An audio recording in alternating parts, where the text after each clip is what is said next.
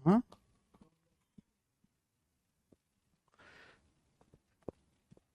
पूर्वा कुमारी, एक चेक कर लो यार, ये कह रहे हैं बच्चे। पूर्वा कुमारी जी, कौन सा बैच नंबर है आपका? आज फ्राइडे है मेरे दोस्तों, ठीक है, पर मैं आपकी कोशिश करूंगा कि कल भी क्लास लूं सैटरडे को। चलिए शुरू करते हैं।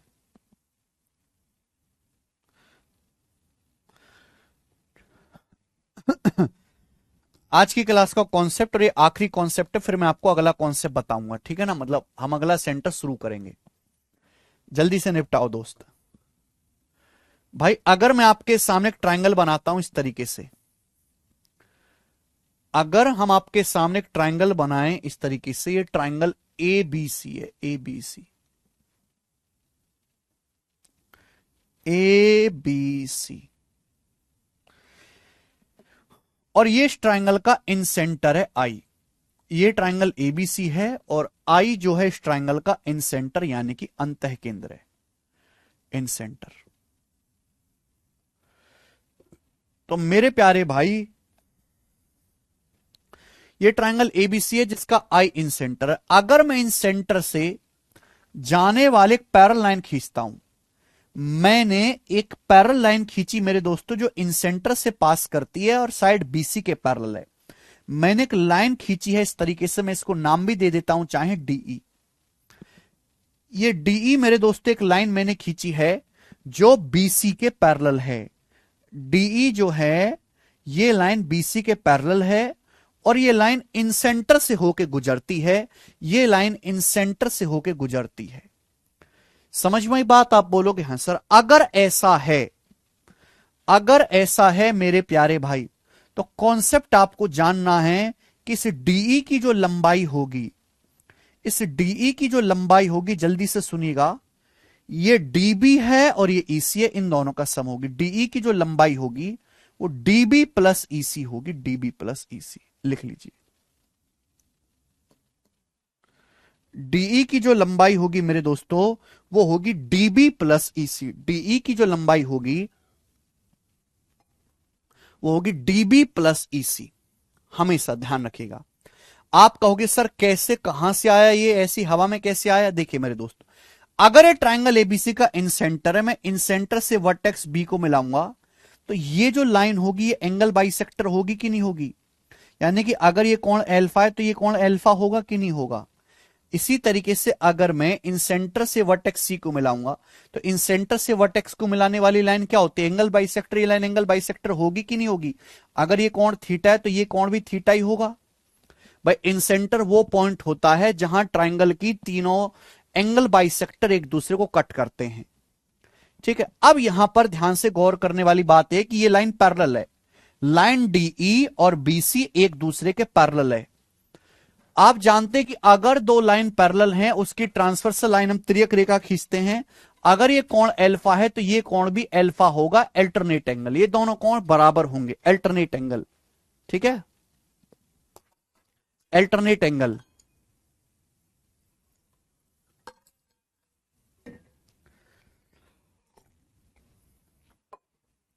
ये कोण अल्फा है तो ये कोण भी अल्फा होगा, अल्टरनेट एंगल। तो आप यहां पर देखिए मेरे दोस्तों, इसी तरीके से ये लाइन डीई और बीसी पैरेलल है, ये ट्रांसवर्सल लाइन है। बच्चों ट्रांसवर्सल लाइन है त्रियक रेखा। अगर ये कोण अल्फा है तो ये वाला कोण भी अल्फा होगा, होगा। ये कोण अगर अल्फा है, अल्फा, तुरंत जल्दी जल्दी समझिए, तो ये वाला कोण भी अल्फा होगा मेरे दोस्तों। क्यों होगा? Alternate angle, alternate angle. बोलो बात समझे। और आप जानते हैं इस ट्राइंगल डीबीआई को देखो, किसी ट्राइंगल में दो एंगल बराबर हैं तो दो साइड बराबर होंगी। भाई अल्फा के सामने की ये साइड डीबी और अल्फा के सामने की ये साइड डीई क्या होगा? इक्वल इक्वल हो जाएगा, दोनों लेंथ इक्वल हो जाएंगे। बिल्कुल यहां भी इसी तरीके से हो जाएगा भाई। ये लाइन डीई और ये बीसी पैरेलल है, ये ट्रांसवर्सल लाइन है तिरक रेखा। अगर ये एंगल थीटा है तो ये वाला एंगल भी थीटा होगा। अगर ये कोण थीटा है तो ये वाला कोण भी थीटा होगा। और आप अच्छी तरीके से जानते हैं मेरे दोस्तों कि इस ट्राइंगल में दो कोण बराबर हैं तो दो साइड बराबर होंगी। यानी कि थीटा के सामने अगर ये साइड ईसी है तो ये साइड भी आई बराबर होगा, ईसी और ईआई बराबर होगा। तो कहने का मतलब इन दोनों का जो सम है, इन दोनों का जो सम है डीबी प्लस ईसी, वो किसके बराबर आ गया? डीई के बराबर आ गया। डीबी प्लस ईसी किसके इक्वल हो गया? डीई के इक्वल हो गया। ये मेरे दोस्तों इसका प्रूफ है। ठीक है, विष्णु जी अपलोड करवाते हैं। ओके, चलिए, तो ये आपने कॉन्सेप्ट समझ लिया। अब इस पर बेस्ड सवाल करके बताओ। आप इस पर बेस्ड सवाल करके बताओ जल्दी से। सवाल नंबर 40 कौन करेगा?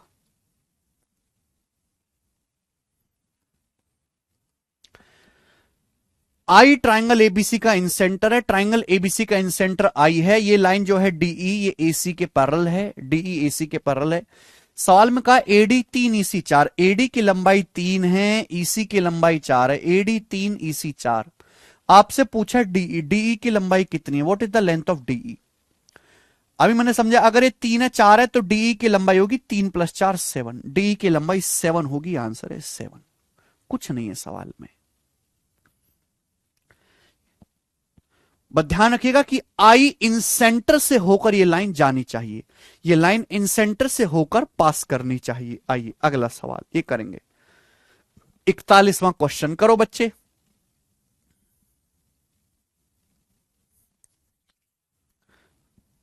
करो।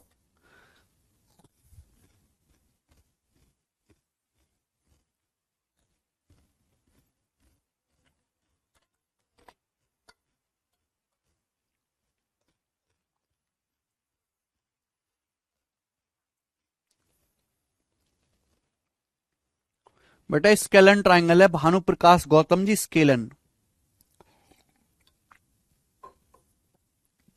ट्राइंगल एबीसी की साइड ए बी 12, एसी 18।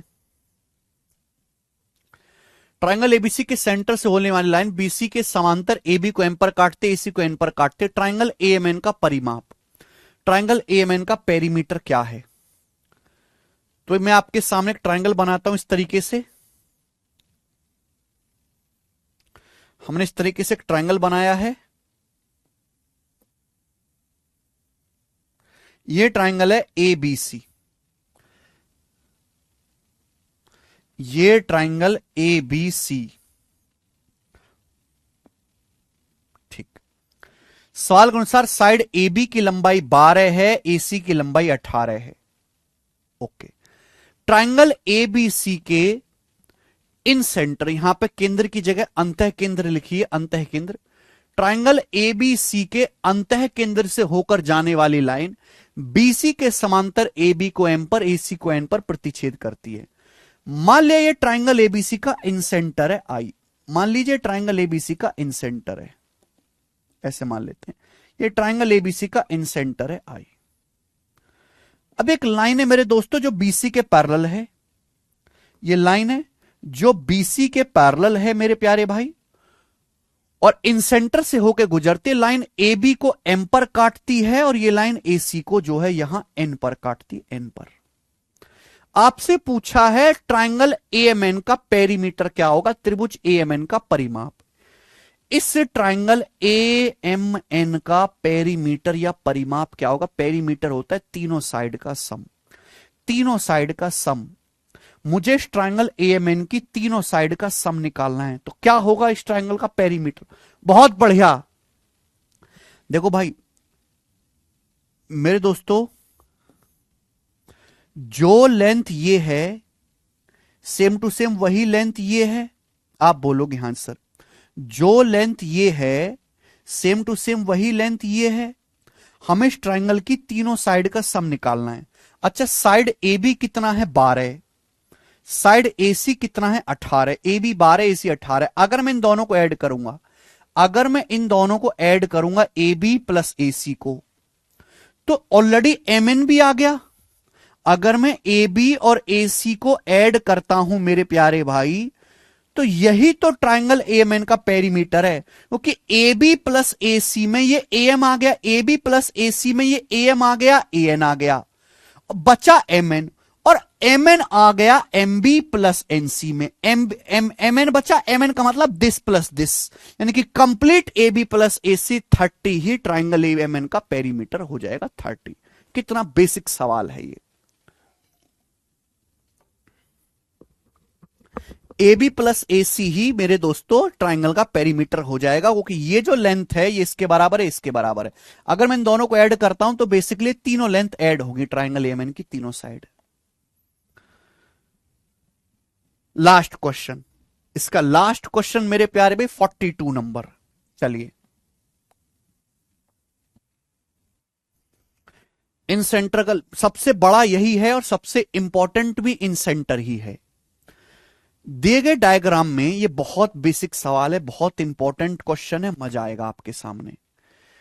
दिए गए डायग्राम में ए बी सी डी एक रेक्टेंगल है, ए बी सी डी एक आयत है। सवाल के कहे अनुसार एडी की लंबाई 20 है। सवाल में बोला एडी की लंबाई 20 है, AB की लंबाई 15 है, साइड AB की लंबाई 15 है, CE की लंबाई 12 है, CE की लंबाई 12 है, 12। आपसे पूछा है सर्कल की रेडियस क्या होगी, सर्कल की त्रिज्या क्या होगी, ये आपसे पूछा गया है, बताओ। ये आपसे पूछा गया है मेरे भाई, कैसे करेंगे। आपके डायग्राम के अनुसार ABCD एक आयत है। आयत में आमने सामने की साइड बराबर होती हैं, चारों कोण 90 डिग्री होते हैं। बच्चों अगर ये 20 है तो इसके सामने की ये साइड भी 20 होगी, ये 12 है तो ये कितना हो जाएगा 8। ये 20 है तो सामने की साइड BC भी 20 होगी, ये 12 है तो कितना हो जाएगा 8, 12 8 20। मुझे सर्कल की रेडियस निकालनी, कैसे आएगा। वैसे तो इस सवाल को करने के बहुत सारे मेथड्स हैं, पर मैं आपको वो मेथड बताऊंगा जो एग्जाम ओरिएंटेड भी हो, जिसे हर बच्चा समझ भी जाए और शॉर्ट भी हो। देखो ये सवाल है रेक्टेंगल पर, हो सकता है आपके पेपर में स्क्वायर पे सवाल आ जाए, वर्ग पे सवाल आ जाए, हो सकता है पैरेललोग्राम पे सवाल आ जाए, किसी पे भी क्वेश्चन आ जाए। हर डायग्राम में हर डायग्राम में मेरे भाई ये कॉन्सेप्ट अप्लाई होगा, चाहे कुछ भी हो, हर डायग्राम पे ये कॉन्सेप्ट अप्लाई होगा। ठीक है जी। प्रॉब्लम क्या है कि ये जो सर्कल खींचा गया है ये कंप्लीट रेक्टेंगल के अंदर नहीं है। ये मेरे दोस्तों क्वाड्रिलेटरल की, देखो यहां टच कर रहा है, ये यहां टच कर रहा है, यहां टच कर रहा है। तो जब भी ऐसा सवाल आए, मैं आपको बेस्ट तरीका बता रहा हूं, चाहे रेक्टेंगल हो चाहे स्क्वायर हो, हमेशा इस ट्राइंगल को आगे बढ़ा के कंप्लीट कर दीजिए। हमेशा इस ट्राइंगल को इस तरीके से आगे बढ़ा के कंप्लीट कर दीजिए, कंप्लीट कर दीजिए मेरे भाई। हो गया ना। इस ट्राइंगल को आगे बढ़ा के कंप्लीट कर दीजिए, पूरा कर दीजिए मेरे भाई। आप बोलोगे सर ये तो वाह मजा आ गया सर, ये तो इस ट्राइंगल को आगे बढ़ा के कंप्लीट कर दीजिए, इसको भूल जाओ। क्या अब आपको कुछ दिख रहा है? क्या अब आपकी कुछ नजरें खुली? अगर आप यहां पे गौर से देखो, ये जो सर्कल है, ये जो सर्कल है, ये इस राइट एंगल ट्राइंगल का इन सर्कल है। ये इस राइट एंगल ट्राइंगल का, ये समकोण त्रिभुज का इन सर्कल है। ये इस राइट एंगल ट्राइंगल का इन सर्कल है। ये इस राइट एंगल ट्राइंगल का इन सर्कल है। बोलो बाह, हाँ या ना? बोलो हाँ या ना? आप बोलोगे हाँ जी सर बिल्कुल सही, ये इस राइट एंगल ट्राइंगल का इन सर्कल है। हाँ जी बोलिए यस और नो। क्योंकि ये राइट एंगल ट्राइंगल है 90 डिग्री, ये भी राइट एंगल ट्राइंगल है 90 डिग्री, ये भी राइट एंगल ट्राइंगल है 90 डिग्री। और मेरे प्यारे भाई मैं ये कह सकता हूं कि यहां पे दोनों जो राइट एंगल ट्राइंगल है वो एक दूसरे के सिमिलर हैं। आपको यहां पे दो दो राइट एंगल ट्राइंगल दिखाई दे रहे हैं, वो दोनों ही राइट एंगल ट्राइंगल एक दूसरे के सिमिलर है। तो जब भी 8 कहां से आया लक्ष्मी, मैंने बताया तो था, सुनते ही नहीं है आप। अरे यार ये साइड 20 है तो ये भी 20 होगी, ये 12 दिया है तो 8 बचेगा, 12 8 20। कैसे बालक हैं यार। लक्ष्मी सवाल में सीई कितना दिया है 12। आयत में आमने सामने की भुजाएं बराबर होती है, अगर एडी 20 है तो ये भुजा भी BC 20 हो गए, 12 है तो कितना बचेगा 8, 12 8 20 होता है। जब मैं ये सब बातें बताता हूं तो कहां खो जाते हो आप। इधर उधर की बातों पे ध्यान मत दिया करो, यहां पे ध्यान दिया करो जब पढ़ाते हो। जब भी ऐसा क्वेश्चन आए यार तुम ये मेंस का सवाल है, प्री का नहीं है बेटा, ये प्री में नहीं आएगा ऐसा सवाल, केवल मेंस का क्वेश्चन है ये, हाई लेवल। जब भी ऐसा क्वेश्चन है रेक्टेंगल और स्क्वायर हो, हमेशा इसको आगे बढ़ा के इस ट्राइंगल को पूरा कर लीजिए, क्योंकि आपको साफ साफ दिखाई दे जाएगा कि ये जो सर्कल है, इस राइट एंगल ट्राइंगल, मैं इसको नाम देता हूं, सपोज ये पॉइंट पी है, इस राइट एंगल ट्राइंगल एडीपी का इन सर्कल है। क्या है? एडीपी का इन सर्कल है। आपको यहां पे दो दो समकोण त्रिभुज दिखाई दे रहे हैं, ये 90 डिग्री, ये 90 डिग्री। देखो ये कोण बराबर होगा, अगर ये एंगल थीटा है तो ये एंगल भी थीटा होगा, alternate angle, alternate angle, theta theta alternate angle ना। ये दोनों लाइन पैरेलल हैं, ये दोनों लाइन पैरेलल हैं, ये ट्रांसवर्सल लाइन है, ये थीटा थीटा, तीसरा कोण ऑटोमेटिकली बराबर हो जाएगा, तीसरा कोण ऑटोमेटिकली बराबर। दो कोण बराबर हैं, एक 90 डिग्री एक थीटा, तीसरा कोण ऑटोमेटिकली बराबर हो जाएगा। तो यहां पे आपको दो दो राइट एंगल ट्राइंगल दिखाई दे रहे हैं, दोनों एक दूसरे के सिमिलर है, दोनों एक दूसरे के सिमिलर है मेरे भाई, दोनों एक दूसरे के सिमिलर है। अब दो रास्ते हो सकते हैं, या तो आप सिमिलरिटी लगा के इस वाले राइट एंगल ट्राइंगल की साइड निकाल लो, या फिर आप ये जानते कि जो छोटा वाला राइट एंगल है, इसमें तो पता ही है सब कुछ, जो छोटा वाला राइट एंगल है, ये साइड 8 है, ये 15 है, तो 90 डिग्री के सामने कितना हो जाएगा? 17, 8 15 17, ट्रिपल 8। छोटे वाले ट्राइंगल की तीनों साइड मुझे पता है। एक्चुअली यहां पे ये जो छोटा राइट एंगल है और ये जो बड़ा राइट एंगल है, छोटा राइट एंगल एबीई, बड़ा राइट एंगल एडीपी, ये दोनों सिमिलर है। छोटे राइट एंगल की मुझे तीनों साइड पता है, तीनों साइड।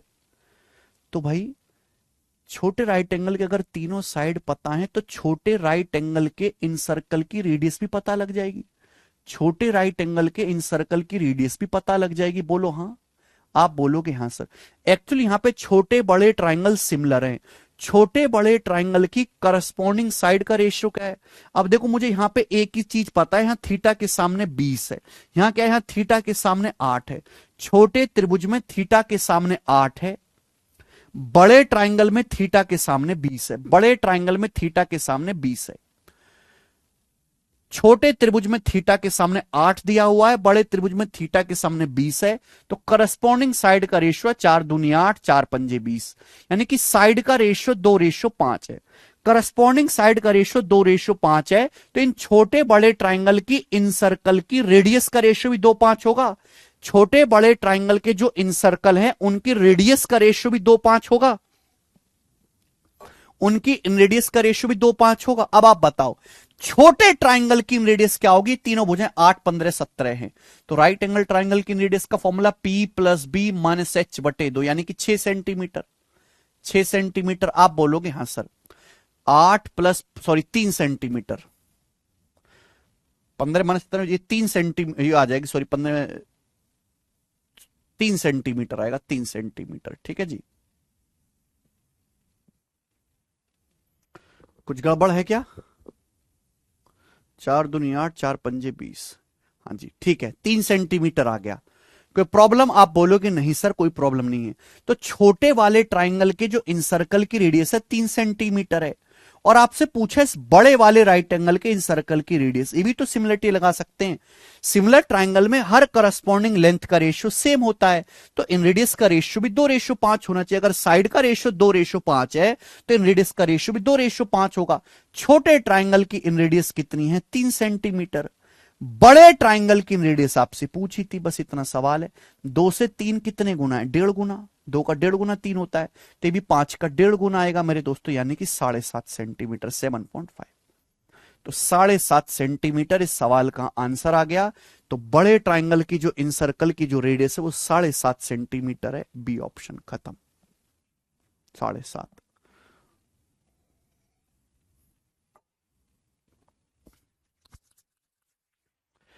आप ऐसा भी कर सकते हैं कि सिमिलरिटी लगा के पहले बड़े राइट एंगल की तीनों साइड निकाल लो, सिमिलरिटी लगा के फिर राइट एंगल ट्राइंगल की रेडियस का फॉर्मूला लगा लो। आप वैसे भी कर सकते हो।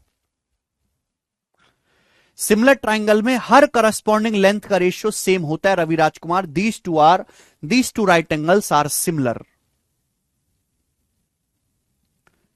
क्लियर है? इसी के साथ मेरे दोस्तों ये होता है समाप्त। अब हम चलेंगे आगे। इन सेंटर जो हमारा सबसे इंपॉर्टेंट था वो पूरी तरीके से नेस्तो नाबूद हो गया है।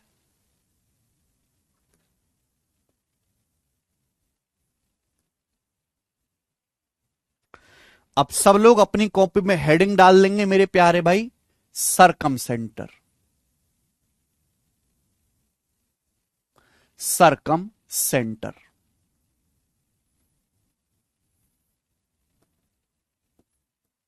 सब लोग अपनी कॉपी में हेडिंग डालेंगे मेरे भाई, सरकम सेंटर।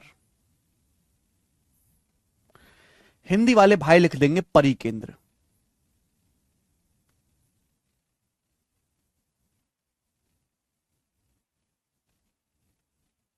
सरकम सेंटर। हिंदी वाले भाई लिख लेंगे मेरे दोस्तों परिकेंद्र। ठीक। अब मेरे प्यारे भाई ये बताओ, सरकम सेंटर, इन सेंटर हमने पढ़ लिया। सरकम का, सरकम सेंटर हिंदी में परिकेंद्र। देखो परी का मतलब होता है बाहर, ध्यान सुनिएगा।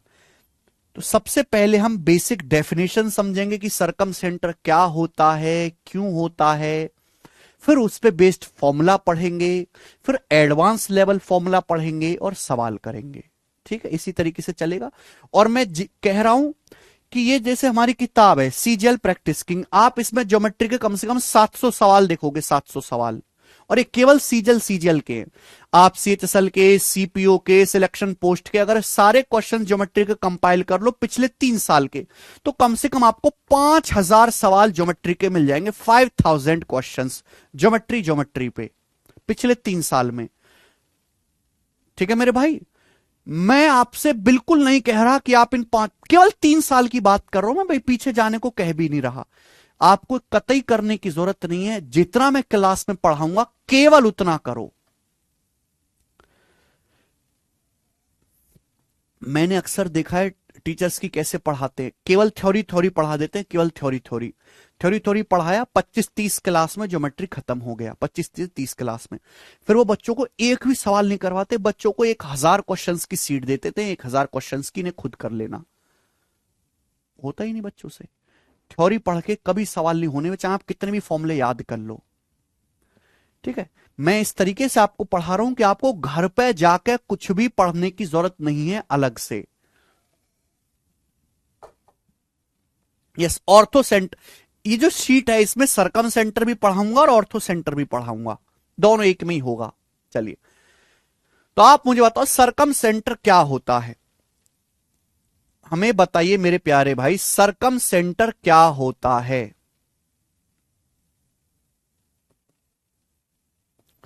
सरकम सेंटर क्या होता है। चलिए, तो दोस्त मैंने आपके सामने एक ट्रायंगल बनाया ए बी सी।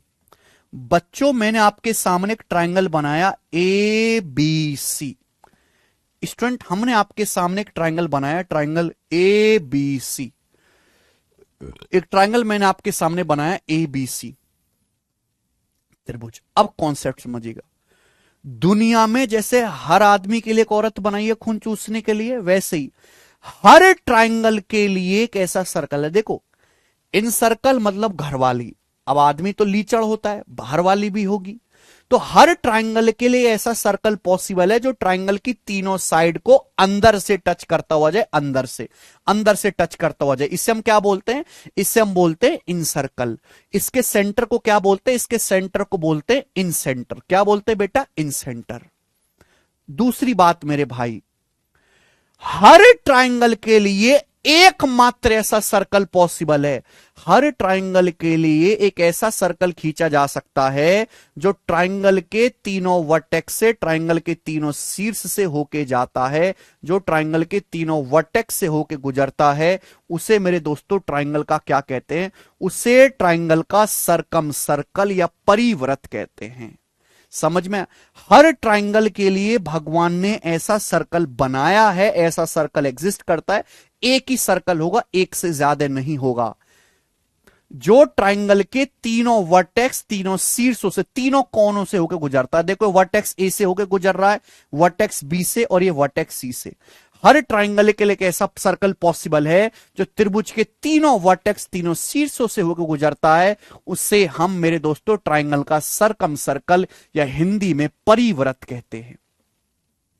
उसे ट्रायंगल का सरकम सर्कल या परिव्रत कहते हैं। बात समझ में आई? आप बोलोगे हां जी सर। ओके, तो ये ट्राइंगल का सरकम सर्कल है। सरकम सर्कल यानी कि एक ऐसा सर्कल जो ट्राइंगल के तीनों वर्टेक्स से होकर गुजरता है। अब अगर सर्कल है तो इस सर्कल का कहीं ना कहीं रेडियस सेंटर जरूर होगा, तो इस सर्कल के सेंटर को ही मेरे दोस्तों हम सरकम सेंटर कहते हैं, और सरकम सेंटर को हम ओ से डिनोट करते हैं, ओ से। जैसे इन सेंटर को आई से डिनोट करते हैं, सरकम सेंटर को ओ से डिनोट करते हैं।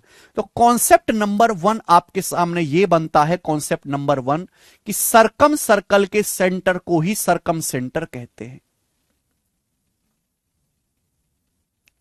सरकम सर्कल के सेंटर को ही, परिवृत्त के केंद्र को ही परिकेंद्र कहते हैं। परिवृत्त का जो केंद्र होगा मेरे प्यारे भाई, उससे ही परिकेंद्र कहा जाता है। सरकम सर्कल के सेंटर को ही सरकम सेंटर कहते हैं। Concept number 1। दूसरी बात मेरे दोस्तों, आप में से हर कोई ये जानता है कि भाई अगर हम सर्कल खींचते तो सर्कल का जो सेंटर होता है, सेंटर से सरकमफेरेंस की डिस्टेंस आप कहीं भी लो बराबर होगी। ये सर्कल की रेडियस, ये भी सर्कल की रेडियस होगी बच्चे, ये भी सर्कल की रेडियस होगी, ये भी सर्कल की रेडियस होगी मेरे दोस्तों, ये भी सर्कल की रेडियस होगी। किसी भी सर्कल में सेंटर से परिधि तक की जो दूरी है, सरकमफेरेंस तक की जो डिस्टेंस है, वो इक्वल होती है सर्कल की रेडियस के बराबर। This is called radius. तो मेरे प्यारे भाई, मेरे सुंदर दोस्त, एक कॉन्सेप्ट आपने जाना कि हर ट्राइंगल के लिए एकमात्र ऐसा सर्कल पॉसिबल है जो ट्राइंगल के तीनों वर्टेक्स से होकर गुजरता है, उसे हम ट्राइंगल का सरकम सर्कल कहते हैं। सरकम सर्कल के सेंटर को ही सरकम सेंटर कहा जाता है। अगली जानने वाली बात यह है, अगला इंपॉर्टेंट कॉन्सेप्ट यह है कि भाई ये सर्कल का सेंटर है। अब सेंटर से सरकमफेरेंस तक की जो दूरी होगी ये क्या होगी? सर्कल की रेडियस होगी। ये सर्कल की रेडियस होगी कैपिटल आर। बताइए, सेंटर से सरकमफेरेंस तक की जो डिस्टेंस है मेरे दोस्तों, ये क्या होगी? ये सर्कल की रेडियस होगी कैपिटल आर, ये सर्कल की रेडियस होगी कैपिटल आर। आप बोलोगे हां जी सर। और मेरे प्यारे भाई, ये सर्कल का सेंटर है, सेंटर से सरकमफेरेंस तक की दूरी ये क्या होगी? ये भी मेरे दोस्तों सर्कल की रेडियस होगी कैपिटल आर। तो आपने ये भी रेडियस कैपिटल आर है, ये भी रेडियस कैपिटल आर है, ये भी रेडियस कैपिटल आर है। समझ में आया? आप बोलोगे हां जी सर समझ में आया। तो पॉइंट नंबर 2, सरकम सर्कल की रेडियस को सरकम रेडियस कहते हैं। सरकम सर्कल की रेडियस को, सरकम सर्कल की रेडियस को सरकम रेडियस कहते हैं। सरकम रेडियस, या हिंदी में इसका नाम है परित्रज्या। क्या नाम है बेटा इसका? हिंदी में काफी गोरा नाम है, परित्रज्या। सरकम सर्कल की रेडियस को सरकम रेडियस या हिंदी में परित्रज्या कहते हैं, परित्रज्या। और इसे कैपिटल आर से डिनोट करते हैं। किससे? कैपिटल आर से इसे डिनोट करते हैं। जैसे इन रेडियस को स्मॉल आर से डिनोट करते हैं, सरकम रेडियस को कैपिटल आर से डिनोट करते हैं, कैपिटल आर से। ठीक है। अब आपने यहां से मेरे दोस्तों कोई कॉन्सेप्ट ऑब्जर्व किया?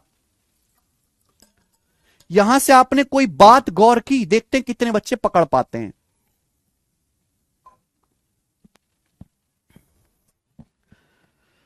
फिर से मैं एक बार रिपीट कर देता हूं। एक ऐसा सर्कल जो ट्राइंगल के तीनों वर्टेक्स से होकर गुजरता है उसे सरकम सर्कल कहते हैं। सरकम सर्कल के सेंटर को सरकम सेंटर कहते हैं। सरकम सर्कल की रेडियस सरकम रेडियस कहलाती है, इसे कैपिटल आर से डिनोट करते हैं। क्या आप लोग यहां से एक बात गौर कर रहे हैं बेटा? सोचो, जितने भी बच्चे लेक्चर देख रहे हैं, आप में इतनी तार्किक क्षमता आ गई होगी कि आप खुद से सोच पाओ।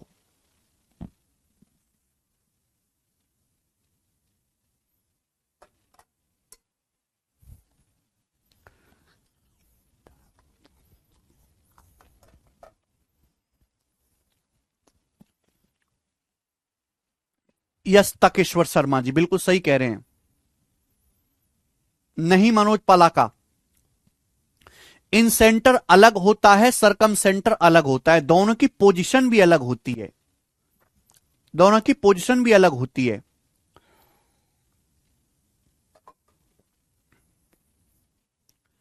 क्या आप यहां से कुछ ऑब्जर्व कर पा रहे हो दोस्तों?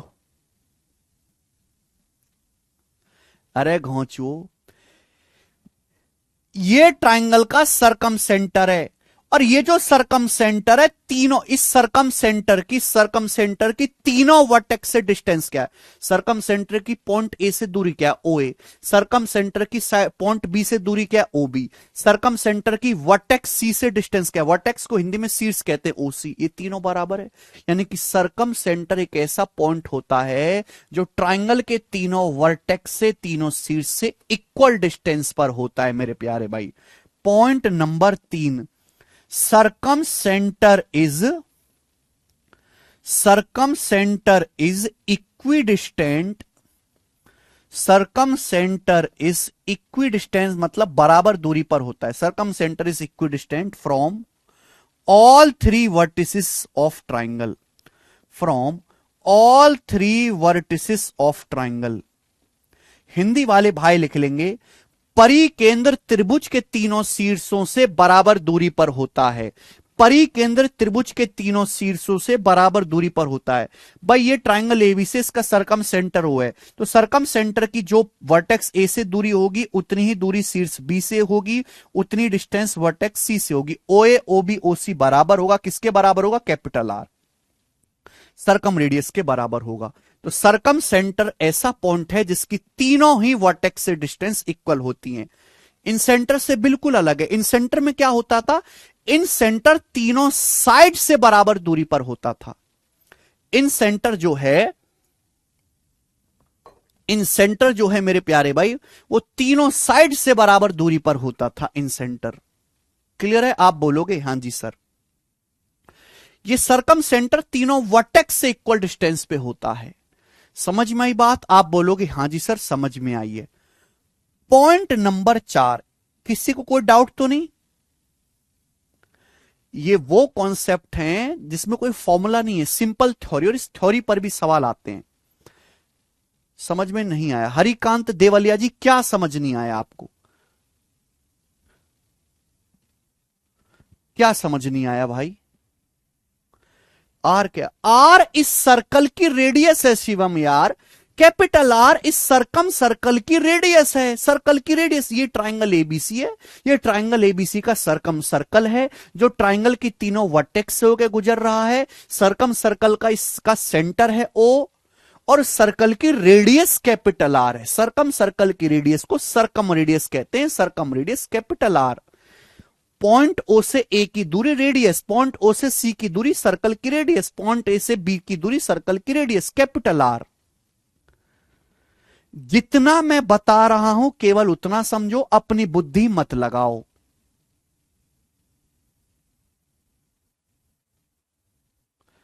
अरे अगर आपको समझ में आया तो रिक्वेस्ट है कमेंट में यस लिख दीजिए भाई, यस लिख दीजिए। अगर आपने इन सेंटर की थ्योरी नहीं पढ़ी है तो सब खिचड़ी सी पक जाएगी।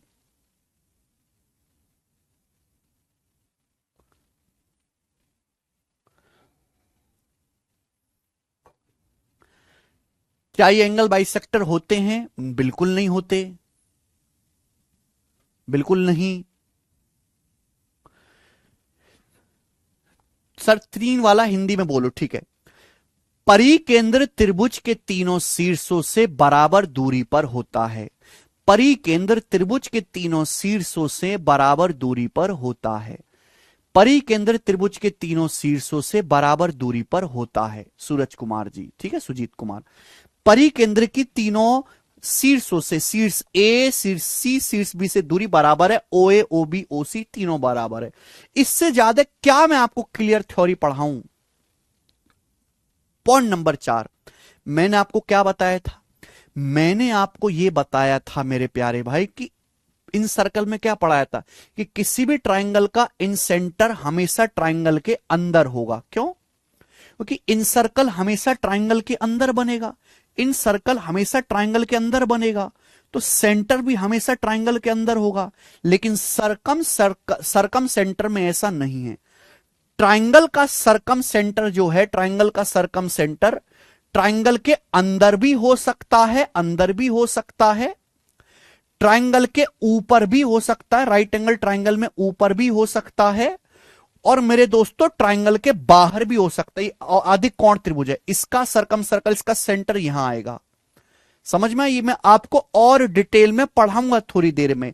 बस ये ध्यान रखिएगा कि मेरे प्यारे बच्चों, सरकम सेंटर ट्राइंगल के अंदर भी हो सकता है, ट्राइंगल के ऊपर भी हो सकता है, और सरकम सर्कल का सेंटर ट्राइंगल के बाहर भी हो सकता है, कहीं भी हो सकता है।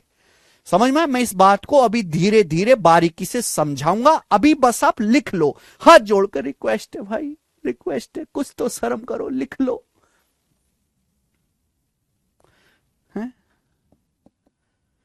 Circumcentre, circumcentre may lie inside comma outside और upon the triangle। डिपेंड करेगा ट्राइंगल के साइज पे।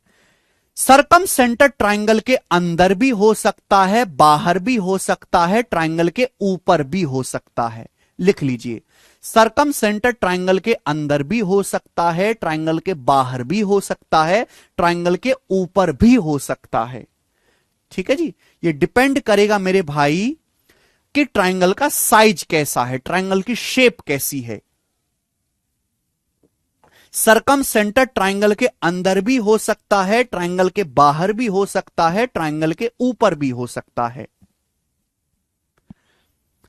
हिंदी में तो बोल रहे हैं सरिता सिंह, और कितनी हिंदी बोले? परिकेंद्र त्रिभुज के अंदर भी हो सकता है, बाहर भी हो सकता है, और त्रिभुज के ऊपर भी हो सकता है। बोल तो दिया हिंदी में 10 बार।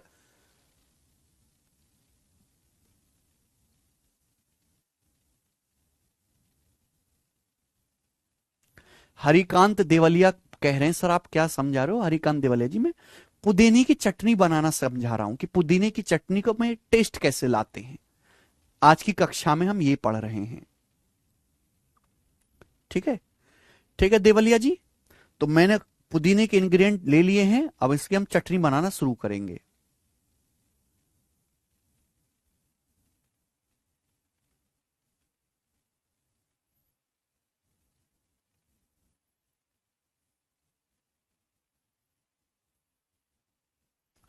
ओके, तो परिकेंद्र त्रिभुज के अंदर भी हो सकता है, बाहर भी हो सकता है, ऊपर भी हो सकता है।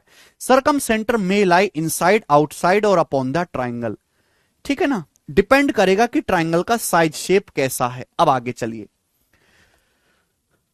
आपके मन में जो जेन्युइन डाउट आना चाहिए वो तो आता नहीं। कचरा गैंग इधर उधर की सारी बातें आने लगती है। जितना मैं कहूं केवल वही सत्य है। अपनी मर्जी से कुछ भी ना बोलें, अपनी मर्जी से कुछ भी ना सोचें।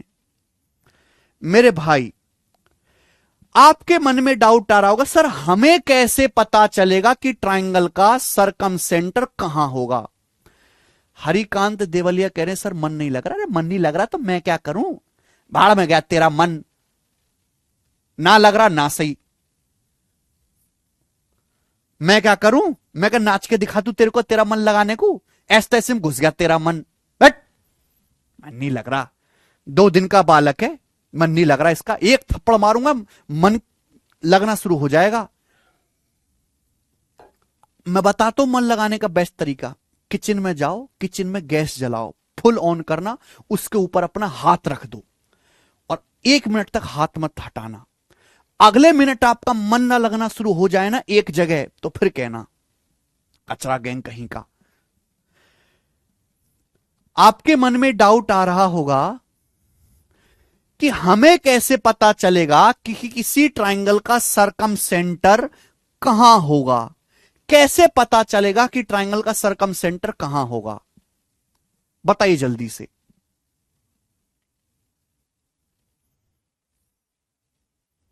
जैसे हमने इन सेंटर में बताया था, इन सेंटर कहां होता है? इन सेंटर जहां ट्राइंगल के, इन सेंटर मेरे दोस्तों जहां ट्राइंगल के तीनों एंगल बाइसेक्टर एक दूसरे को काटते हैं, वो पॉइंट आपका इन सेंटर होता है। जहां त्रिभुज के तीनों कोणों के समद्विभाजक एक दूसरे को काटते हैं, वो मैंने पढ़ाया है। सरकम सेंटर कहां होगा मेरे दोस्तों? कैसे पता चलेगा सरकम सेंटर की पोजीशन? तो सब लोग अपनी कॉपी में लिख लेंगे मेरे दोस्तों, पॉइंट नंबर 5।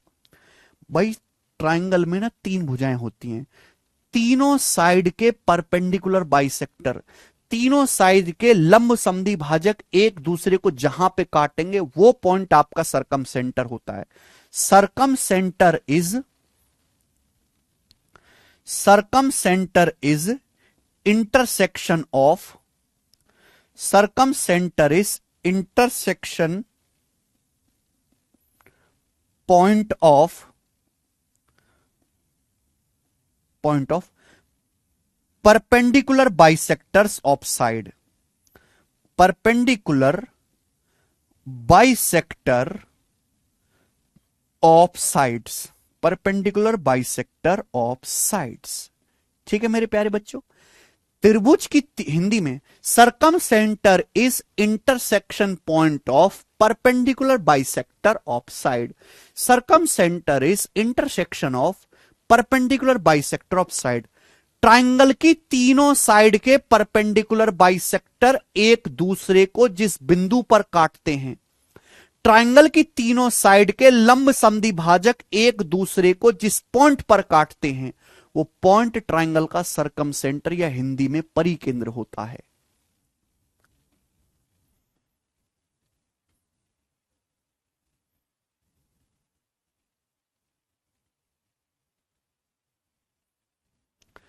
पॉइंट नंबर 4 फिर से बता दीजिए भाई। मैं पॉइंट नंबर 4 फिर से बताऊंगा राजा बाबू कुमार, थोड़ी देर में चुप रहो, अभी मुंह पे ताला मार लो, ताला। चुपचाप जो मैं बता रहा हूं केवल वो सुनो, हलक से आवाज मत निकालो वरना हाथ डालकर जी खींच लूंगा बाहर। यहां ध्यान सुनिएगा, circumcentre is intersection point of perpendicular bisector of sides. इतनी मेहनत से हम पढ़ा रहे हैं?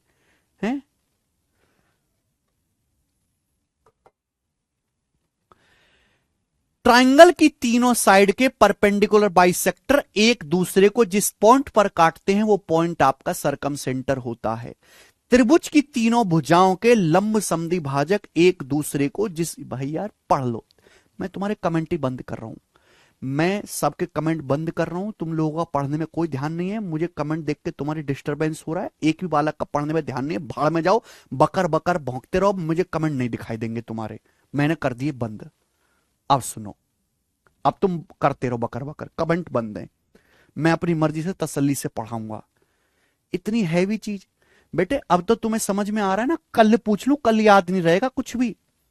जिस दिन incentre, circumcentre, orthocentre, centroid चारों पढ़ा दूंगा ना, सब खिचड़ी सी पक जाएगी, सब में कंफ्यूज हो जाओगे, सब में कंफ्यूज, कौन क्या है, कहां से कैसे बनना है। तुम्हें लग रहा हल्के में?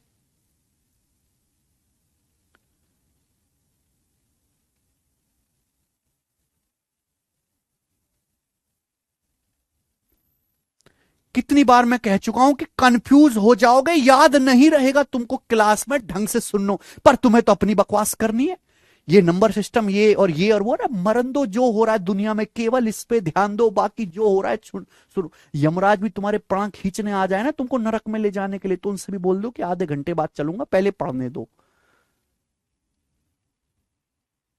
पता नहीं यार तुम लोगों का फोकस क्यों नहीं है, जरूरी है बकर बकर करना?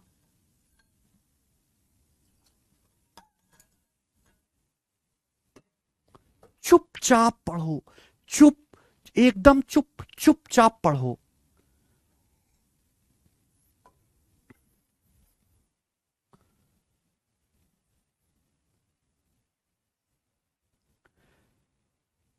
मैं आज पढ़ा रहा हूं, 2 दिन बाद तुमको कुछ भी याद नहीं रहेगा अगर आप ढंग से नहीं सुनोगे बात को, इसलिए हाथ जोड़ के रिक्वेस्ट है कि ढंग से सुन लो।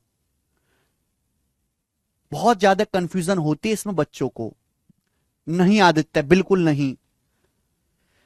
सरकम सेंटर वो पॉइंट होता है जहां ट्राइंगल की तीनों साइड के परपेंडिकुलर बाइसेक्टर एक दूसरे को काटते हैं।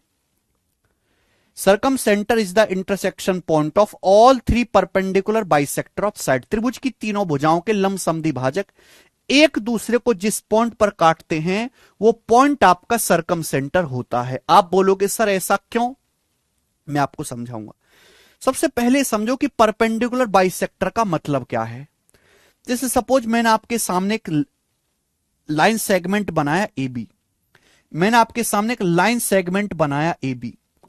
तो परपेंडिकुलर बाइसेक्टर का मतलब है एक ऐसी लाइन जो ए बी पे परपेंडिकुलर भी हो, एक ऐसी लाइन जो ए बी पे परपेंडिकुलर भी हो और साइड ए बी को बाइसेक्ट यानी कि आधा आधा भी करे, आधा आधा भी करे। तो ऐसी लाइन को हम बोलते हैं परपेंडिकुलर बाइसेक्टर। क्या बोलते हैं मेरे दोस्तों? ऐसी लाइन को हम बोलते हैं परपेंडिकुलर बाइसेक्टर। परपेंडिकुलर भी है और बाइसेक्टर का मतलब आधा आधा, बाइसेक्ट का मतलब है आधा आधा करना, perpendicular bisector of A B. अगर आपके पास एक लाइन सेगमेंट है तो परपेंडिकुलर बाइसेक्टर का मतलब एक ऐसी लाइन जो लंब भी हो, 90 डिग्री का कोण भी बनाए और ए बी को आधा आधा भी करे। तो कॉन्सेप्ट ये होता है कि अगर आप परपेंडिकुलर बाइसेक्टर पर कोई भी पॉइंट लोगे, इस परपेंडिकुलर बाइसेक्टर पर कोई भी पॉइंट लोगे, कहीं भी कोई पॉइंट ले लो मेरे दोस्तों, एनी पॉइंट, इस लंब समद्विभाजक पर कहीं भी पॉइंट आप लोगे मेरे दोस्तों, कहीं भी, वो पॉइंट हमेशा ए और बी से बराबर दूरी पर होगा। वो पॉइंट हमेशा ए और बी से बराबर दूरी पर होगा। इस पॉइंट की ए और बी से जो डिस्टेंस है हमेशा बराबर होगी। पता है क्यों? क्योंकि ये हमेशा आइसोसेलेस ट्रायंगल बनेगा, ये हमेशा समद्विबाहु त्रिभुज बनेगा। क्यों बनेगा? क्योंकि भाई ये सेम लाइन आपकी, देखो क्या है, ये सेम लाइन हाइट भी है और ये सेम लाइन आपकी मेरे दोस्तों मीडियन भी है, वो किसी मिड पॉइंट है। तो ये इस वजह से मेरे दोस्तों ये दोनों राइट एंगल ट्रायंगल कॉन्ग्रुएंट हो जाते हैं। ये दो राइट एंगल ट्रायंगल है, दोनों एक दूसरे के कॉन्ग्रुएंट हो जाते हैं। कॉन्ग्रुएंट होने की वजह से जो पीए की लंबाई होगी वही पीबी की लंबाई होगी। तो परपेंडिकुलर बाइसेक्टर पर आप कोई भी पॉइंट लोगे, कोई भी पॉइंट, हमेशा उसकी ए और बी से जो दूरी है, ए और बी से जो दूरी है, वो डिस्टेंस हमेशा बराबर होगा। परपेंडिकुलर बाइसेक्टर पर कोई भी पॉइंट आप लोगे वो हमेशा ए और बी से बराबर दूरी पर होगा, क्योंकि ये दोनों ट्रायंगल, राइट एंगल ट्रायंगल, एक दूसरे के कॉन्ग्रुएंट सर्वांग सम होते हैं आरएचएस की प्रॉपर्टी से। ठीक है, साइड एंगल साइड की प्रॉपर्टी से, सॉरी। अब मेरे प्यारे दोस्त, अगर हम आपके सामने एक ट्रायंगल बनाते हैं, मन में डाउट आ रहा होगा, अच्छे बालकों, कचरा गैंग तो कचरा है ही, वो तो धरती पर बोझ है, उसका तो जन्म ही बस जनगणना के लिए होने वाला है। चिंता मत करो, आपके काम की चीज होने वाली है। 2026 में गवर्नमेंट जनगणना कराएगी, उसमें अपना नाम लिखवा देना जनगणना में। और तो तुम्हारा कोई यूज है नहीं धरती पे आने का, और तो तुम्हारा कोई यूज है ही नहीं धरती पे आने का। बताइए, तो तुम्हारे काम की चीज होने वाली है बेटा। 2026 में जनगणना होएगी, उसमें अपनी गणना करवा लेना। बाकी तो कोई यूज है ही नहीं बेटा। क्या यूज है तुम्हारा?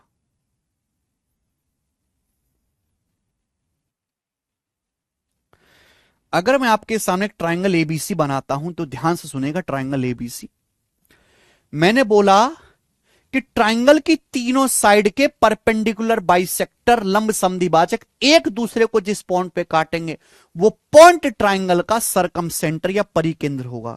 ये साइड बीसी है, साइड बीसी है, ये साइड बीसी है, ये साइड बीसी का परपेंडिकुलर बाइसेक्टर है, ये साइड बीसी का परपेंडिकुलर बाइसेक्टर है, ये साइड बीसी का परपेंडिकुलर बाइसेक्टर है। ये परपेंडिकुलर भी है और बाइसेक्ट भी कर रहा है। ये साइड बीसी का परपेंडिकुलर बाइसेक्टर है। बोलो हां कि ना?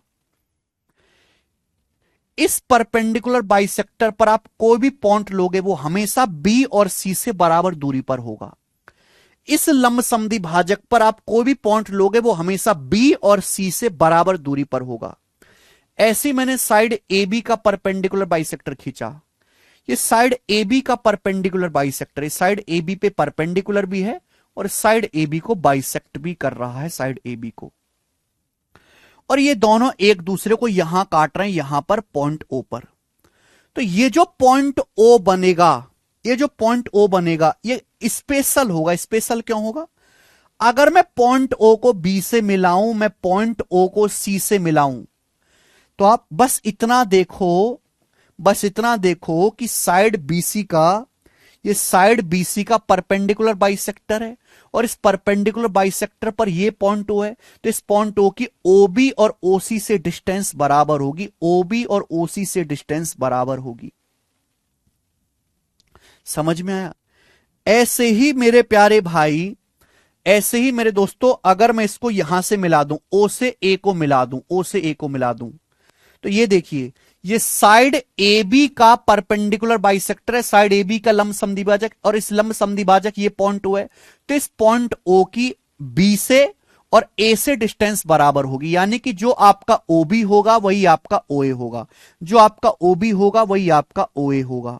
यानी कि इस पॉइंट ओ की ओ ए, ओ बी और ओ सी से जो डिस्टेंस है, इस पॉइंट ओ की, इस पॉइंट ओ की ओ ए, ओ बी और ओ सी से जो डिस्टेंस है मेरे दोस्तों, वो इक्वल है।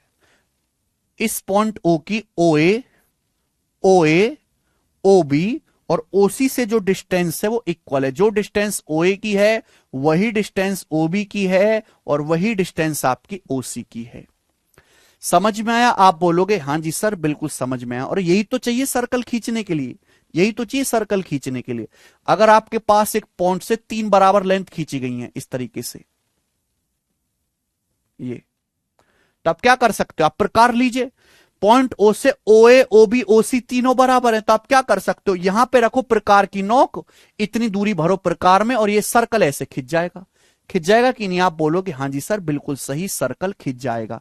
यानी कि मुझे ऐसा पॉइंट पता चल गया जो तीनों वर्टेक्स ओ ए से, ओ बी से, ओ सी से बराबर दूरी पर है।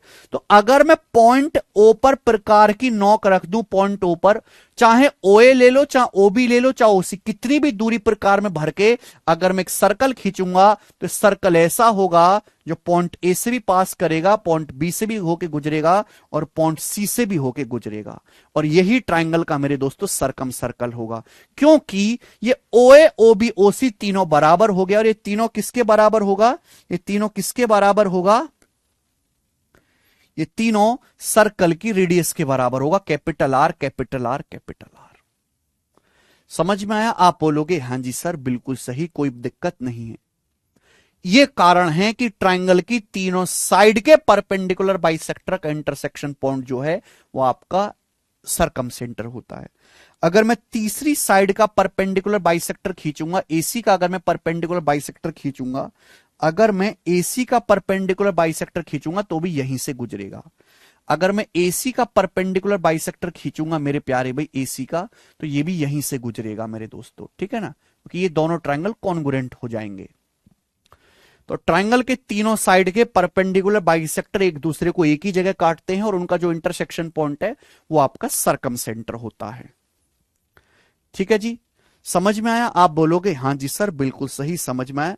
ये सारी थ्योरी है सरकम सेंटर की। अब आगे आइए, ये सारी थ्योरी सरकम सेंटर की है। आदित्य बताऊंगा, चुपचाप पेशेंस बनाए रखो, बताऊंगा, पेशेंस बनाए रखो। पोजीशन ऑफ सरकम सेंटर पढ़ाऊंगा अभी चित्र बना बना के। जब मैं कोई चीज कंप्लीट करता हूं तो कुछ बचता है क्या? सब कुछ कवर हो जाता है, लेकिन पेशेंस बनाए रखो। नेक्स्ट, तो ये तो बेटा सारी थ्योरी है, कोई फॉर्मूला वगैरह नहीं बताया मैंने आपको कि सरकम सेंटर होता है, क्यों होता है, कहां से होता है, कैसे बनता है, क्या क्या नाम होते हैं। अब मैं आपको यहां से कॉन्सेप्ट बताना शुरू करूंगा। तो सबसे पहला है concept number 1। Concept number 1,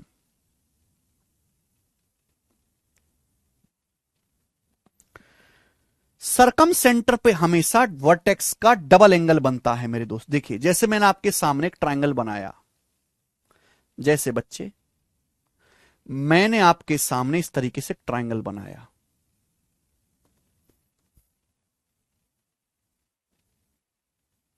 triangle A B C.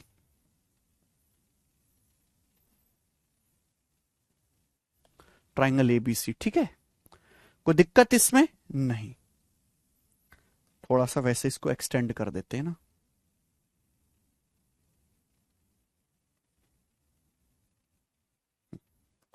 ठीक है भाई, तो मैंने आपके सामने एक ट्रायंगल बनाया ए बी सी। अब ये जो है इस ट्रायंगल का सरकम सर्कल है, ये इस ट्रायंगल का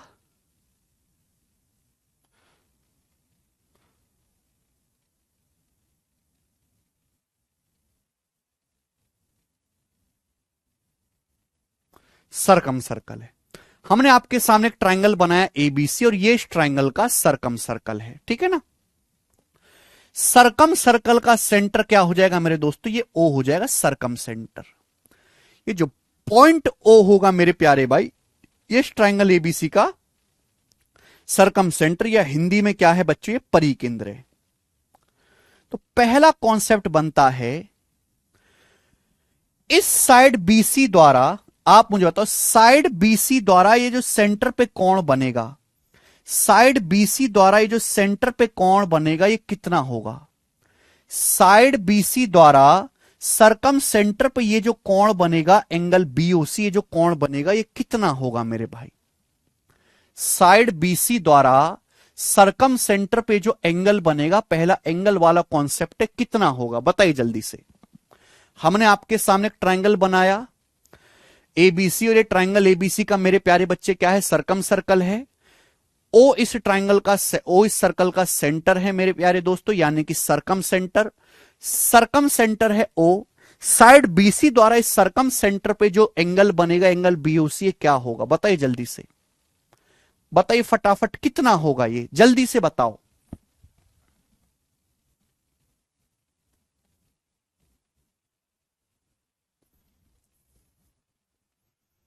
बिल्कुल नहीं विशाल, 180 डिग्री, वाह। 120 डिग्री, वाह वाह बेटा। 90 प्लस ए बाई 2, वाह। बताओ, मैं देखना चाहता हूं किस लेवल तक मूर्ख हो आप। एंगल बीएसी ए का आधा होगा, वाह। 90 प्लस ए बाई 2,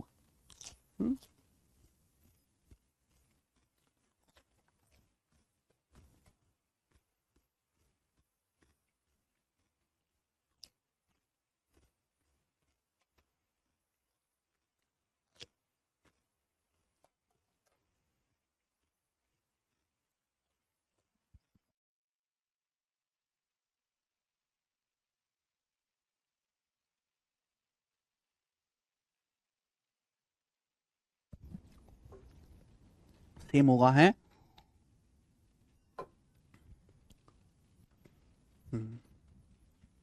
आइए, साइड बीसी द्वारा सरकम सेंटर पे बना कोण, साइड बीसी द्वारा वर्टेक्स पे कौन सा कोण बनना है, वर्टेक्स पे कोण बनना है ए।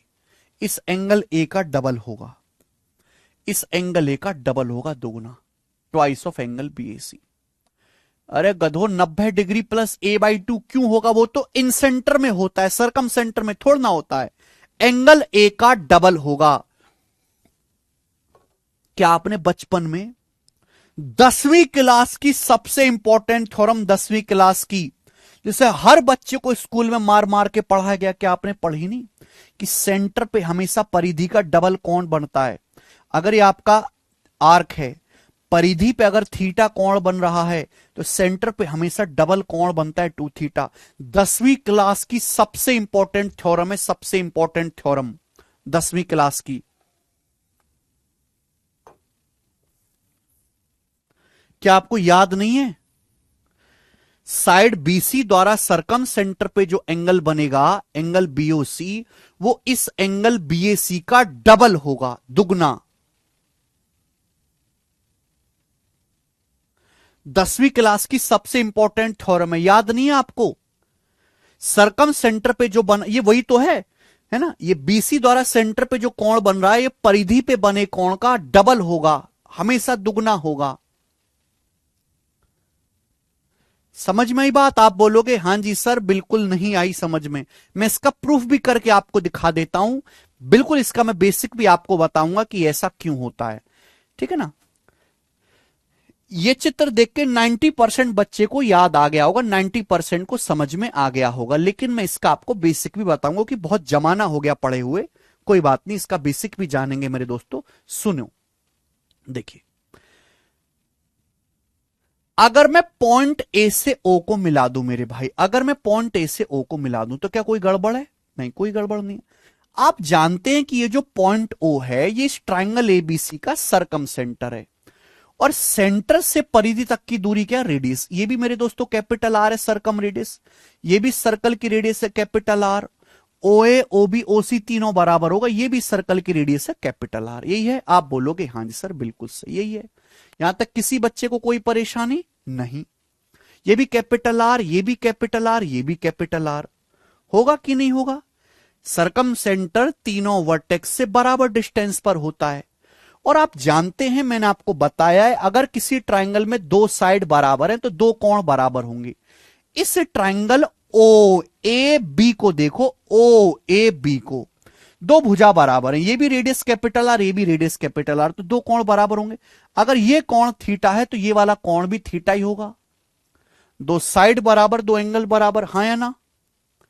क्लियर है? आप बोलोगे हाँ जी सर बिल्कुल सही, कोई प्रॉब्लम नहीं।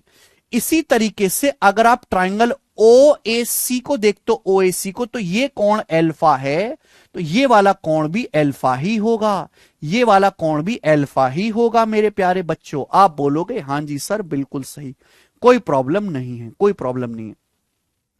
चाहे तो आप यहां पे कैंची फिगर का कॉन्सेप्ट लगा लो, कैंची फिगर, पर आप कचरा लोग हो तो कैंची फिगर का कॉन्सेप्ट अब तक आप भूल गए होगे, तो चाहे आप इसको आगे बढ़ा लो। अगर मैं इसको आगे बढ़ाता हूं तो मैं जानना चाहता हूं कि ये कोण कितने डिग्री का होगा, ये कोण कितने डिग्री का होगा, मुझे जवाब दीजिए, ये कितने डिग्री का होगा, जल्दी से जवाब दीजिए।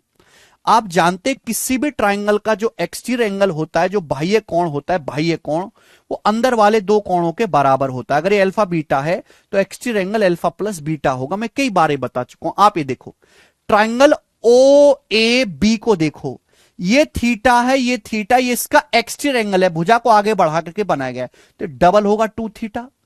ये theta plus theta two theta हो जाएगा, टू थीटा।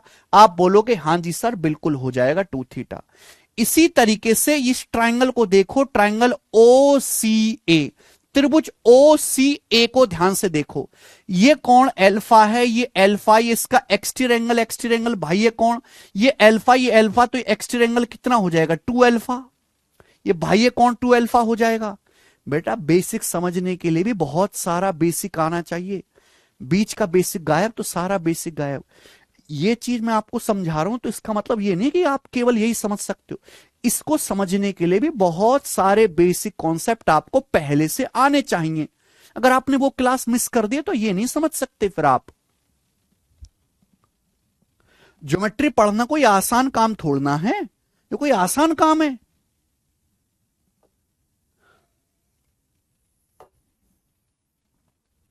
ठीक है, कोई दिक्कत इसमें? आप बोलोगे नहीं सर कोई दिक्कत नहीं है।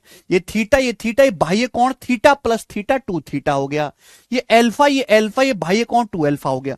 तो कोण बीओसी बना कितना मेरे भाई, कोण बीओसी बना कितना, कोण बीओसी बना मेरे दोस्तों पूरा, एंगल बीओसी चाहिए ना, तो एंगल बीओसी हो गया two theta plus two alpha, two theta plus two alpha, जो कि कितना होता है मेरे दोस्तों, ये होता है twice of theta plus alpha, दो कॉमन ब्रैकेट में theta plus alpha, twice of theta plus alpha, twice of theta plus alpha. अब आप मुझे ये बताओ कि थीटा प्लस अल्फा क्या होता है, ये थीटा प्लस अल्फा है क्या? तो theta plus alpha, theta plus alpha जो है ये एंगल बी ए सी है, ये थीटा प्लस अल्फा ही एंगल बी ए सी है, ये थीटा प्लस अल्फा ही जो आपका कोण बीएसी है मेरे प्यार भी, कोण बीएसी है। आप बोलोगे हाँ जी सर, और ये आपका प्रूफ भी हो गया, थीटा प्लस अल्फा ही कोण बीएसी है मेरे दोस्तों। आप बोलोगे हाँ जी सर, इस वजह से सरकम सेंटर पे बना कोण, सरकम सेंटर पे बना कोण हमेशा वर्टेक्स शीर्ष पे बने कोण का डबल होता है। किसी को कोई डाउट? अब डाउट है भी तो वो सुलझाया नहीं जा सकता, अब ये कारण है। क्लियर है? आप बोलोगे हां जी सर बिल्कुल सही, सभी को समझ में आएगा। ये थ्योरी जब हम सर्कल पढ़ेंगे तो ये थ्योरी सर्कल में भी आएगी, क्योंकि ये सर्कल का भी कॉन्सेप्ट है, लेकिन सर्कल, ये थ्योरी सर्कल में भी इस्तेमाल होगी, लेकिन वहां मैं अब आपको प्रूफ नहीं बताऊंगा। तुम वहां जाके मुझे दोबारा परेशान करोगे, मैं दी भर के आपको जब गाली दूंगा गरियाऊंगा दोबारा से। ठीक है जी, मैंने आज ही इसका प्रूफ डिटेल में बता दिया है, ठीक है ना, क्योंकि वहां तक जाते जाते आप भूल जाओगे फिर से। कचरा हो ना, कचरा गैंग। तो ये मैं मिटा रहा हूं मेरे प्यारे भाई, ये मैं मिटा रहा हूं, मुझे इसकी कोई जरूरत नहीं है, सारा कुछ मैं मिटा देता हूं। ओके, ठीक है जी। तो एंगल बीओसी जो होगा मेरे प्यारे भाई, ये जो एंगल बीओसी होगा, ये जो एंगल बीओसी हो बनेगा, ये जो कोण बीओसी बनेगा, सरकम सेंटर द्वारा जो साइड पे जो कोण वर्टेक्स, साइड द्वारा सरकम सेंटर पे जो कोण बनता है वो वर्टेक्स पे बने कोण का डबल होता है, दुगना होता है मेरे भाई। सर्कल में भी ये कॉन्सेप्ट सर्कल में ही तो लगता है बेटा, कि अगर आपके पास एक सर्कल है, मैं इस सर्कल का एक चाप ले लेता हूं, ये आर्क। अब ये चाप मैंने ले लिया सपोज ए बी, इस चाप द्वारा परिधि पे ये कोण बन रहा है सपोज थीटा, तो इस चाप द्वारा सेंटर पे कितना कोण बनेगा, सेंटर पे जो कोण बनेगा वो हमेशा डबल बनेगा, टू थीटा, हमेशा डबल बनेगा, टू थीटा। बात समझ में आई? आप बोलोगे हां जी सर बिल्कुल सही, कोई प्रॉब्लम नहीं है, ठीक है। यही तो दिख रहा है, अगर ये थीटा है तो ये डबल है, सेंटर पे हमेशा डबल बनता है। अच्छा, इस बात का एक और लाइफ प्रूफ, एक और इस्तेमाल भी है मेरे भाई। एक बात बताओ, कॉन्सेप्ट ये भी है कि सेम आर्क में बने कोण बराबर होते हैं। मैंने आपके सामने सर्कल बनाया, ये सर्कल का आर्क है, ये सर्कल का मैंने छोटा सा टुकड़ा ले लिया जिसको मैं बोलता हूं आर्क, या हिंदी में चाप, चाप ले लिया। अब इस चाप ए बी द्वारा कहीं भी कोण बनाओ, चाप ए बी द्वारा कहीं भी कोण बनाओ सर्कल में, वो बराबर ही बनेगा। मैं आपसे कहूं ये वाला कोण थीटा है, ये वाला कोण थीटा है, थीटा, तो मैं आपसे पूछूं बताओ ये वाला कोण कितना होगा, ये वाला कोण कितना होगा मेरे भाई, ये बताइए, ये वाला कोण कितना होगा। इस चाप ए बी द्वारा कहीं भी कोण बनाओ, हमेशा सर्कल के आर्क में बने कोण, सेम आर्क में बने कोण बराबर होते, सेम आर्क में। मैंने सर्कल का ये वाला आर्क ले लिया ए बी, इस आर्क ए बी द्वारा कहीं भी कोण बनाओ, ये मैंने कोण बनाया, ये कोण मैंने बनाया, ये थीटा बन रहा है, तो ये कोण कितना बनेगा मेरे भाई, जल्दी से बताइए, ये कोण कितना बनेगा। ये कोण भी थीटा ही रहेगा, ये भी थीटा ही रहेगा। सेम आर्क में बने कोण हमेशा बराबर होते, ये भी थीटा ही रहेगा, सेम क्यों रहेगा, क्योंकि सेंटर पे दो डबल बनना है ना। अगर ये थीटा है तो सेंटर पे तो डबल रहेगा ना, टू थीटा। तो अगर ये टू थीटा फिक्स है, फिक्स, तो कहीं भी बनाओ सब जगह थीटा रहेगा, क्योंकि थीटा का डबल टू थीटा, थीटा का डबल टू थीटा। सेंटर पे हमेशा डबल रहना है, सेंटर पे हमेशा डबल रहना है। तो किसी भी सर्कल में सेम आर्क में बने कोण, सेम आर्क में बने कोण इक्वल होते हैं, बराबर होते हैं। आप और भी अगर कोई एंगल बनाओगे, सपोज यहां पर आप ये कोण बनाते हैं, ये वाला, मैं आपसे पूछूं ये कोण कितने डिग्री का होगा भाई, ये कोण कितने डिग्री का होगा, जवाब दो, ये कितना होगा। तो ये थीटा, तो ये वाला कोण भी थीटा ही होगा, ये भी थीटा ही होगा।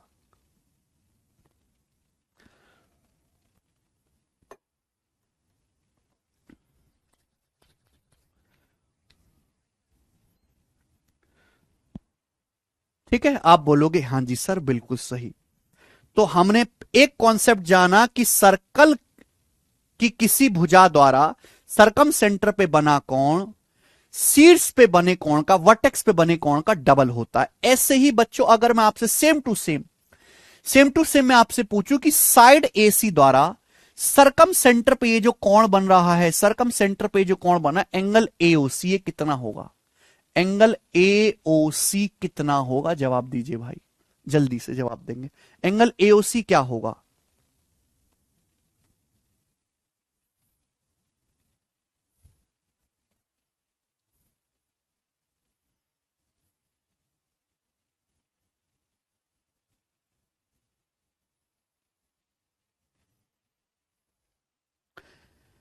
साइड एसी द्वारा सरकम सेंटर, ये ओ परिकेंद्र है, परिकेंद्र पे ये वाला बना कोण एओसी क्या होगा, जल्दी से बताओ, फटाफट बताइए बच्चे। तो आप ये देखो, साइड एसी द्वारा परिधि पे वर्टेक्स पे कौन सा कोण बनना है, ये बी बनना है, परिधि पे कौन सा कोण बनना है, ये बी बनना है मेरे दोस्तों। तो इस एंगल बी का डबल होगा, एओसी क्या होगा मेरे दोस्तों, ध्यान से सुनेगा, ये ए सी की पोजीशन नहीं बदलेगी, ए और सी की पोजीशन नहीं बदलेगी, ए सी तो रहेगा। अभी साइड एसी द्वारा परिधि पे कितना बन रहा है, यहां वर्टेक्स पे कितना बन रहा है, बी। तो ये जो होगा एंगल एओसी एंगल एबीसी का डबल होगा। कौन, ए बी सी का डबल होगा, ट्वाइस ऑफ एंगल बी। इसी तरीके से मेरे प्यारे भाई, बिल्कुल इसी तरीके से अगर हम आपसे ये पूछें कि साइड ए बी द्वारा ये जो कोण बन रहा है, ये जो कोण बन रहा है, ये कोण कितने डिग्री का होगा, ये कोण कितना होगा, साइड ए बी द्वारा सरकम सेंटर पे जो कोण बनना है एंगल ए ओ बी, ये कितना होगा, ए ओ बी, ये क्या होगा।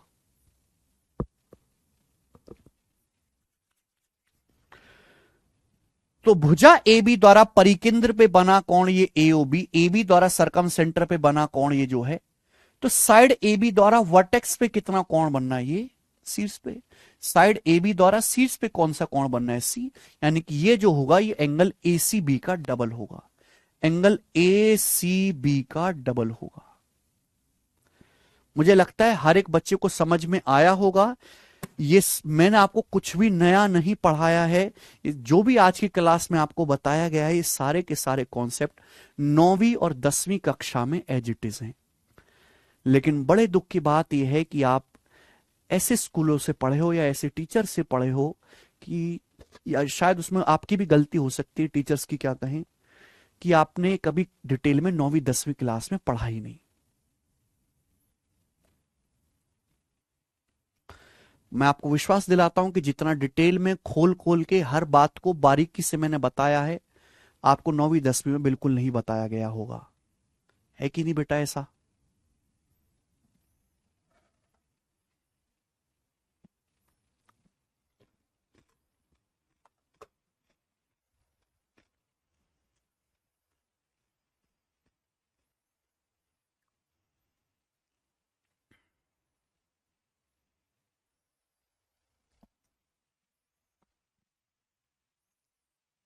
ठीक है, चलो अब इस पर बेस्ड क्वेश्चंस कर लेते हैं। पहले एक कॉन्सेप्ट आपको मैंने पढ़ा, इस पर बेस्ड क्वेश्चंस कर लेते हैं।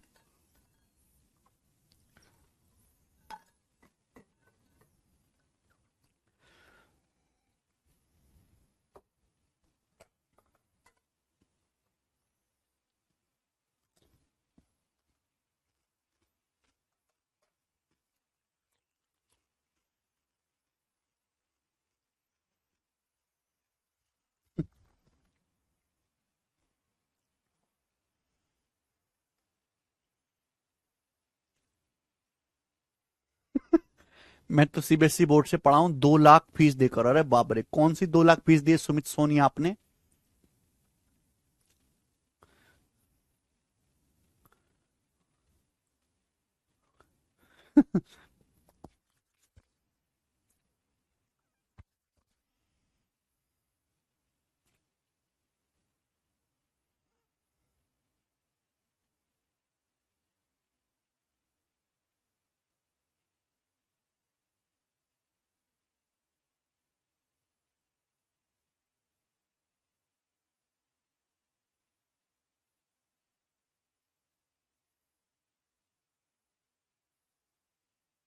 आइए,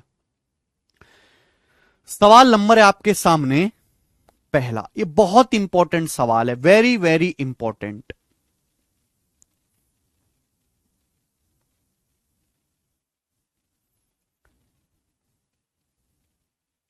जब स्कूल जाते थे तब 2 लाख मिलती थी।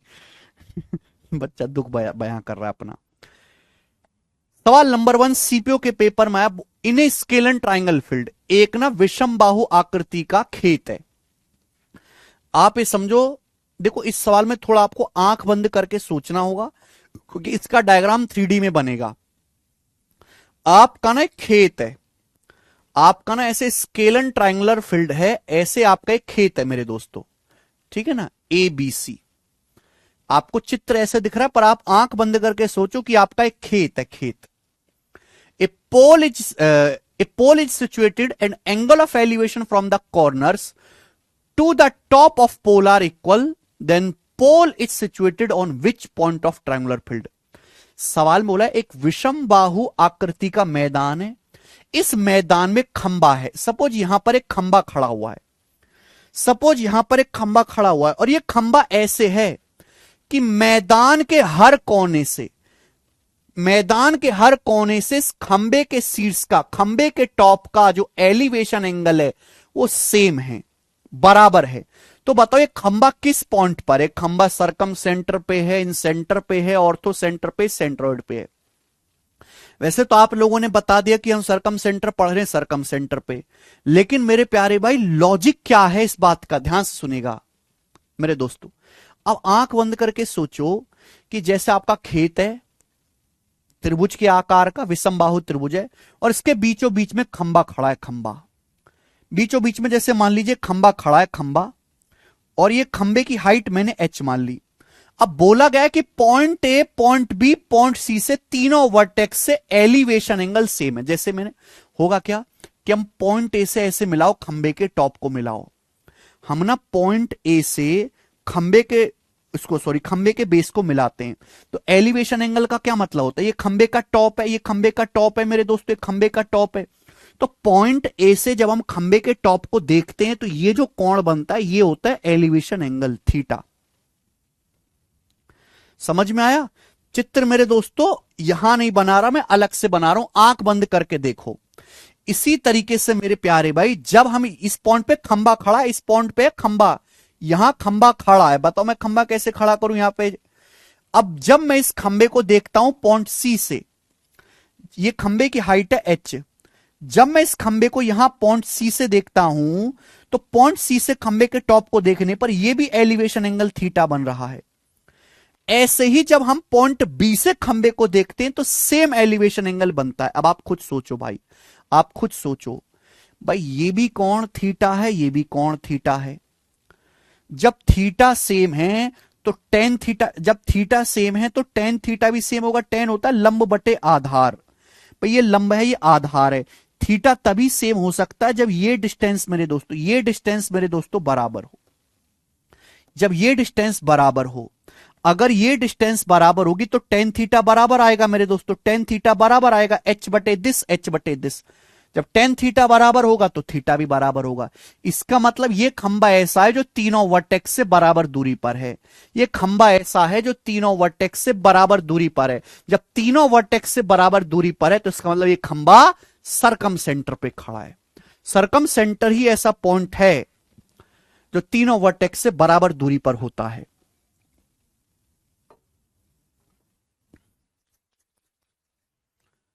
ठीक है, चलिए ये बताइए सवाल नंबर 2। एसएससी सीटीएसएल प्री 2024 और ये एसएससी सीजीएल के प्री में भी आया है, एसएससी सीजीएल के प्री में भी आया 2024 में। बहुत इंपॉर्टेंट, एबीसी 3 पॉइंट इस प्रकार हैं कि AB 11, BC 13, AC 24। 3 point ABC इस प्रकार हैं कि एबी की लंबाई 11 है, बीसी की लंबाई 13 है, एसी की लंबाई 24 है। तो पॉइंट एबीसी से गुजरने वाले वृत्तों की संख्या कितनी है? पॉइंट एबीसी से कितने वृत्त गुजरेंगे मेरे भाई? अगर आप इस सवाल के डाटा को देखो तो ए बी सी 3 पॉइंट है। अब 3 पॉइंट से एक ट्रायंगल ही बन सकता है।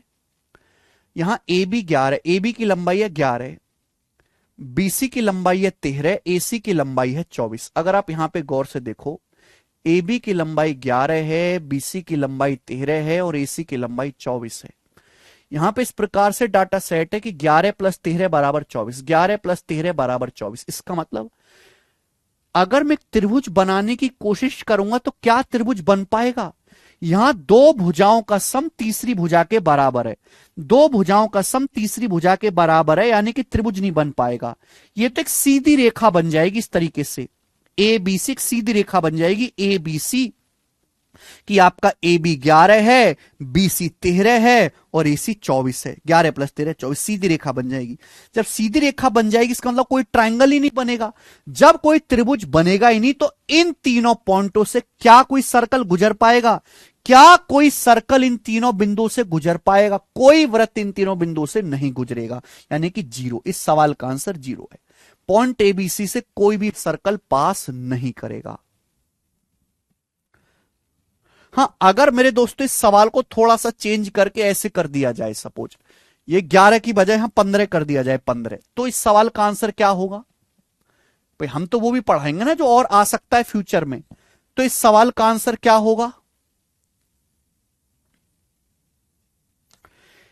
एबीसी बिंदु इस प्रकार है कि ए बी 15 है, बीसी 13 है, एसी 24 है। तो पॉइंट एबीसी से गुजरने वाले वृत्तों की संख्या। तो यहां पे आप देखो एक ट्राइंगल पॉसिबल है, ट्राइंगल पॉसिबल है, क्योंकि आप कोई भी भुजा पकड़ लीजिए। मैं सपोज साइड ए बी को ले लेता हूं 15, तो साइड ए बी की जो वैल्यू है वो अदर टू साइड के डिफरेंस से बड़ी है और अदर टू साइड के सम से छोटी है। और किसी भी ट्राइंगल में एक भुजा की वैल्यू अन्य दो भुजाओं के योग से बड़ी है, अन्य दो भुजाओं के डिफरेंस से बड़ी है, अदर टू साइड के सम से छोटी, यानी कि एक ट्राइंगल पॉसिबल होगा। एबीसी से एक त्रिभुज बनेगा, और जब एक त्रिभुज बनेगा एबीसी से तो इन तीनों पॉइंटों से एक ही सर्कल गुजरेगा, एक। इसका आंसर अब 1 हो जाएगा।